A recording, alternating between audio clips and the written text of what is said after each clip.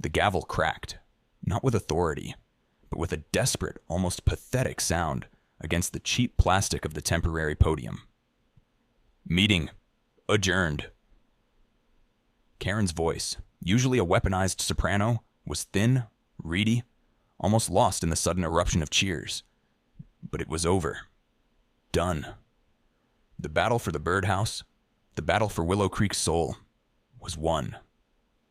And Karen, for the first time I'd ever seen, looked truly defeated.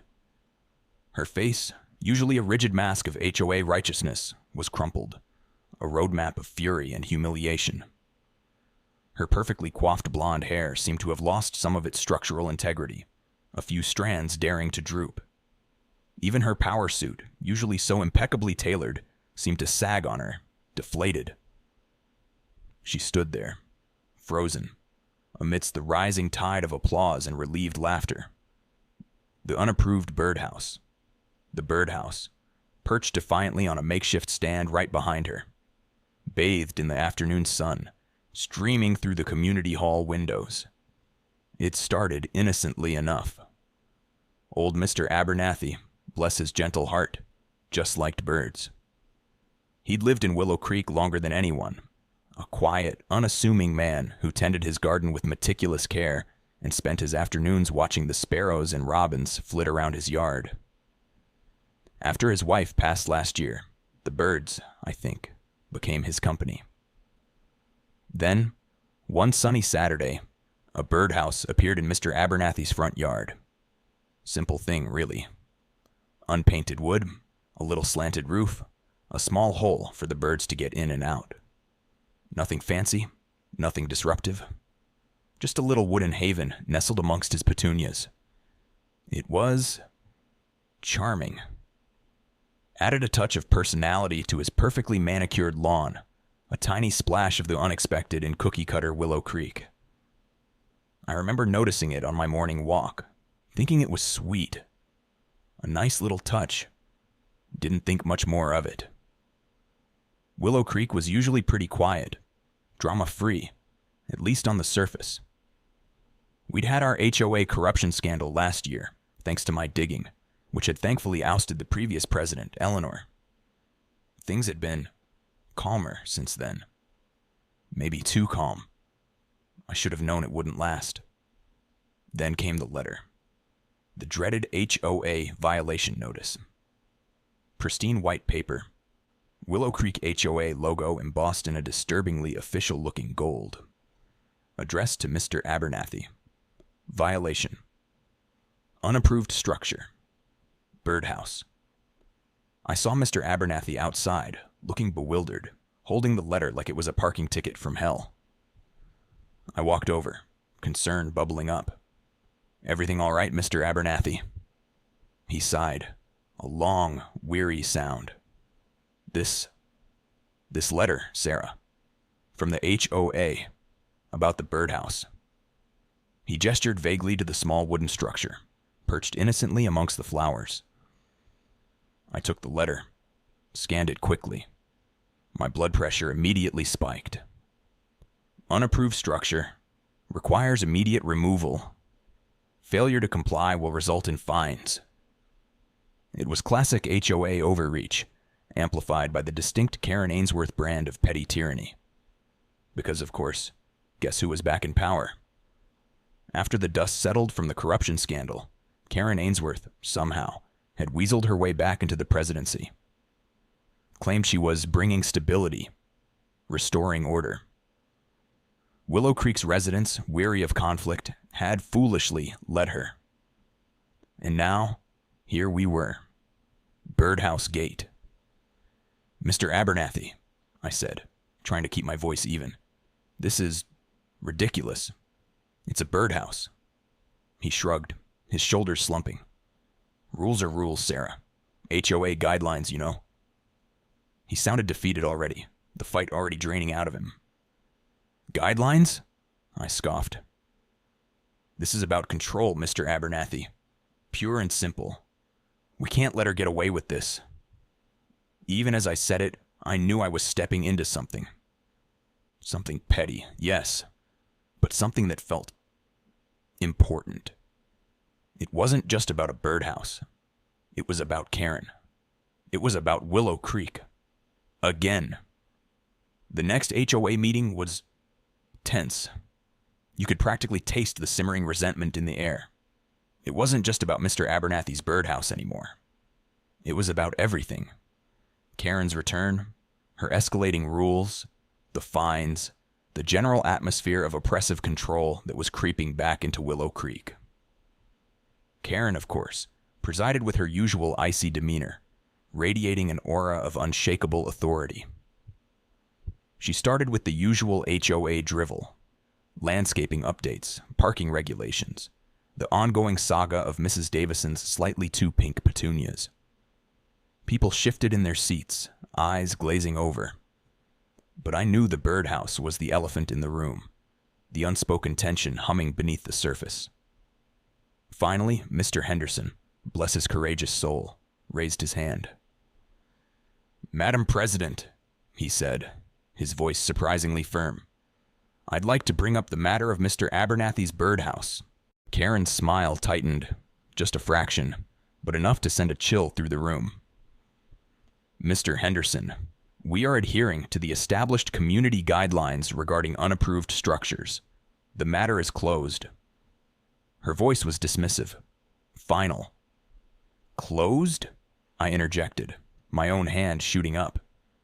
"With all due respect, Madam President, how can you possibly consider a birdhouse an unapproved structure? It's a birdhouse. For birds." Karen's eyes narrowed, focusing on me with laser-like intensity. "Ms. Jenkins, the guidelines are clear. All structures erected on homeowner property must be pre-approved by the HOA Architectural Committee. No application was submitted for this birdhouse." She said birdhouse like it was a biohazard. "Architectural Committee?" I scoffed. "For a birdhouse? Seriously, Karen, are we really going to waste our time and HOA funds on this?" I used her first name deliberately, a small act of defiance, and saw a flicker of something. Annoyance? Rage in her eyes. "Ms. Jenkins," she snapped, her voice rising slightly, losing a fraction of its icy control. "Rules are rules. We cannot have residents simply erecting structures willy-nilly. It sets a precedent." "A precedent for what?" Mr. Henderson chimed in, emboldened by my challenge. "Kindness to animals? Encouraging wildlife? What's the harm, Karen?" He used her first name too, a small act of rebellion spreading through the room. The meeting devolved from there. Voices were raised. Arguments erupted. Sides were drawn. Karen, predictably, doubled down, citing bylaws, subsections, and paragraphs I didn't even know existed. She painted a terrifying picture of Willow Creek descending into anarchy if birdhouses were allowed to proliferate unchecked. "Think of the property values," she shrieked at one point, her voice cracking. But something shifted in that meeting. People started to push back. Neighbors who had been silent for years found their voices, emboldened by Mr. Henderson and me, by the sheer absurdity of the situation. They argued for common sense, for compassion, for leaving Mr. Abernathy and his birds alone. Karen, for the first time, seemed to lose control. Her carefully constructed facade of authority began to crumble. She resorted to threats, to fines, to veiled insinuations about uncooperative residents and community harmony. But it wasn't working. The tide was turning. The birdhouse became a symbol, a tiny wooden symbol of resistance against Karen's petty tyranny. Overnight, little wooden birdhouses started appearing in other yards in Willow Creek. Crude, hastily built things, some painted in bright, defiant colors. A silent, feathered rebellion blooming across our manicured lawns. Karen went ballistic. Violation notices flew like confetti. Fines were threatened, then levied. She even started sending out strongly worded emails. All caps, multiple exclamation points, warning residents about the birdhouse menace and the erosion of community standards. It was becoming comical, almost cartoonish, but it was also escalating. Karen wasn't just sending letters anymore. She started patrolling Willow Creek in her white SUV, her gaze hawkish, searching for unapproved birdhouses, for any sign of dissent. She started harassing Mr. Abernathy directly, showing up at his door, demanding the birdhouse be removed, her voice rising in shrill indignation. One afternoon, I saw her cornering Mr. Abernathy in his front yard, her voice sharp, accusatory. He looked small, frail, overwhelmed by her towering presence and relentless demands. I intervened, walking over, putting myself between Karen and the increasingly distressed Mr. Abernathy. "Karen," I said, my voice calm but firm. "Leave him alone. This is ridiculous. It's a birdhouse, not a crack house." Her eyes flashed with pure, unadulterated rage. "Miss Jenkins," she hissed, "you are interfering in HOA business. This is a direct violation of Guideline 7, subsection Q, paragraph 12. She was making it up as she went along. I was sure of it. "Karen," I repeated, "it's a birdhouse. Let it go." "Never," she shrieked, her voice cracking again. "This birdhouse, it represents anarchy, chaos. If we allow birdhouses, what's next? Rampant gardening, unapproved paint colors. Where does it end, Miss Jenkins? Where does it end?" And in that moment, staring into her wild, furious eyes, I realized it wasn't just about control for Karen. It was something deeper. Something unhinged. The birdhouse had become her obsession, her personal Mount Everest of HOA enforcement. And she wasn't going to back down. Not without a fight. And Willow Creek, whether we liked it or not, was about to become her battleground.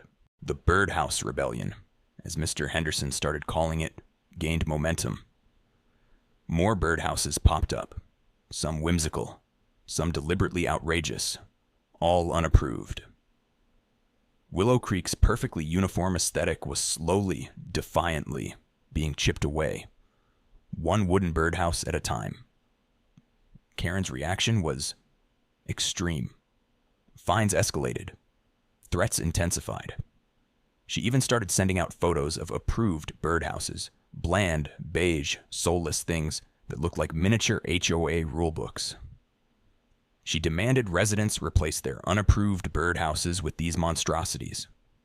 Nobody did. The community, initially hesitant, was now firmly united against her.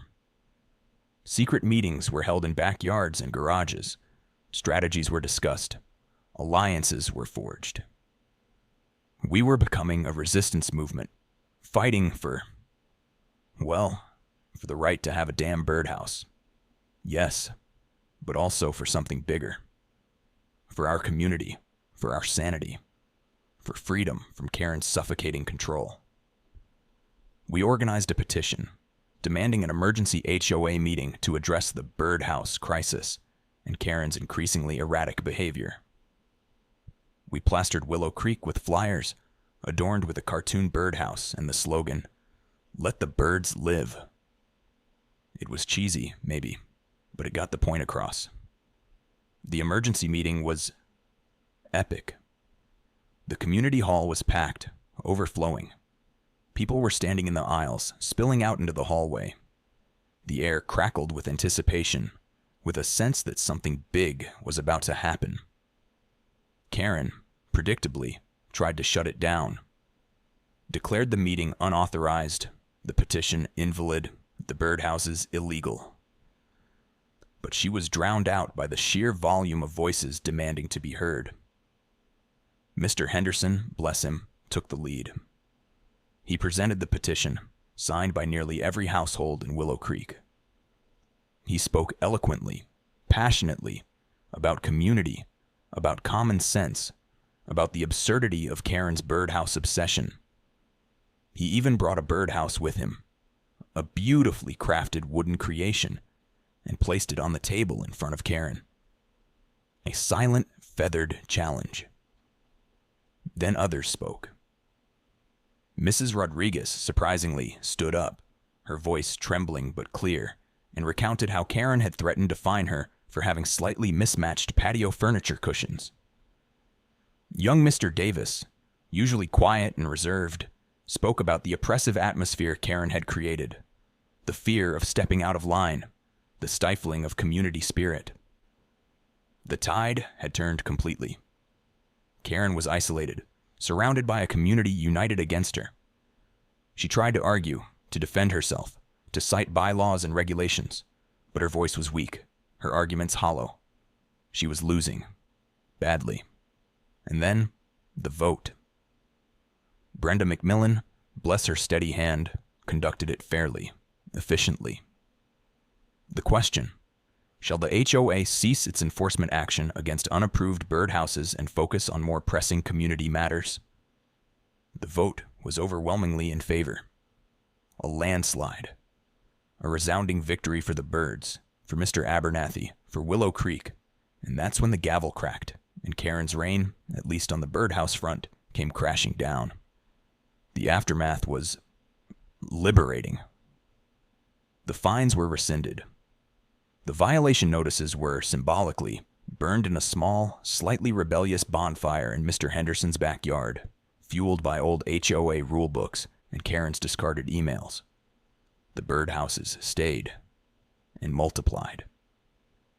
Willow Creek became a haven for birds, a riot of chirping and fluttering wings, a testament to our collective defiance. Karen, predictably, retreated. She stopped patrolling in her SUV, stopped sending emails, stopped even attending HOA meetings. She became a recluse in her perfectly manicured, now slightly forlorn-looking house. Some people felt sorry for her. I didn't. She'd brought it on herself. Brenda McMillan, our new, saner HOA president, steered us towards calmer waters. The HOA focused on actual community issues, landscaping contracts, street repairs, the upcoming neighborhood picnic. The birdhouse bylaws were quietly, thankfully, removed. Willow Creek started to feel like a community again. Lighter, freer, more alive. Mr. Abernathy's birdhouse, the birdhouse, became a local landmark. Kids would point it out on walks. Neighbors would admire it. Birds flocked to it, chirping their little feathered thanks. It was just a birdhouse, yes, but it was also so much more.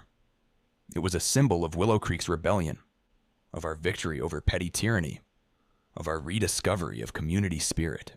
I walked through Willow Creek one sunny afternoon, the air filled with birdsong, the lawns dotted with colorful, unapproved birdhouses, and smiled. It wasn't perfect, Willow Creek.